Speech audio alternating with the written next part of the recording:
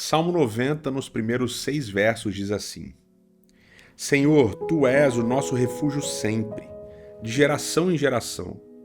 Antes de nascerem os montes e de criares a terra e o mundo, de eternidade a eternidade Tu és Deus.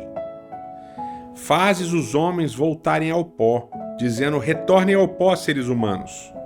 De fato, 1000 anos para ti são como o dia de ontem que passou, como as horas da noite.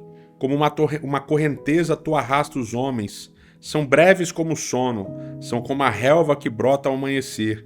Germina e brota pela manhã, mas à tarde murcha e seca. O Salmo 90 ele começa com uma informação importante, dizendo que esse salmo é uma oração de Moisés. Na verdade, ao longo de todo o livro de Salmos, nós temos 7 menções a Moisés. E 4 dessas menções aparecem justamente nessa 4ª coleção de salmos do livro de Salmos.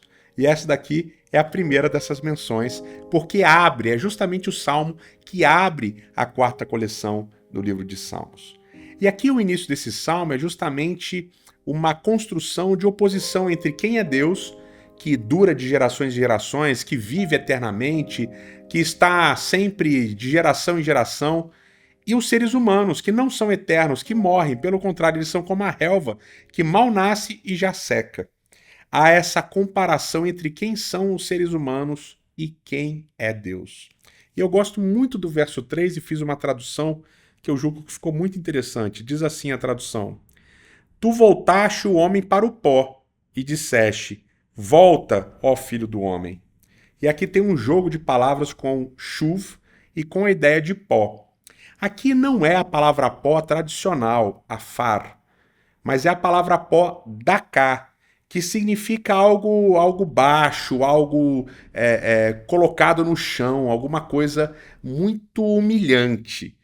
Então a ideia é, primeiro, que o ser humano é voltado ao pó, ou seja, ele retorna ao pó. Ele é formado de pó, mas Deus o faz voltar ao pó.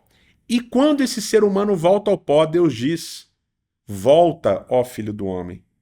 E aqui esse jogo de palavras ele tem uma lição difícil, mas uma lição importante. É basicamente como se Deus nos reduzisse ao pó para fazer com que nós voltássemos do pó. É uma ideia de uma disciplina dura de Deus, dizendo assim: olha, quando a gente volta para o pó, a ideia é de morte. E é como se Deus estivesse dizendo: para você entender o que eu quero, você precisa morrer para que eu faça com que você renasça.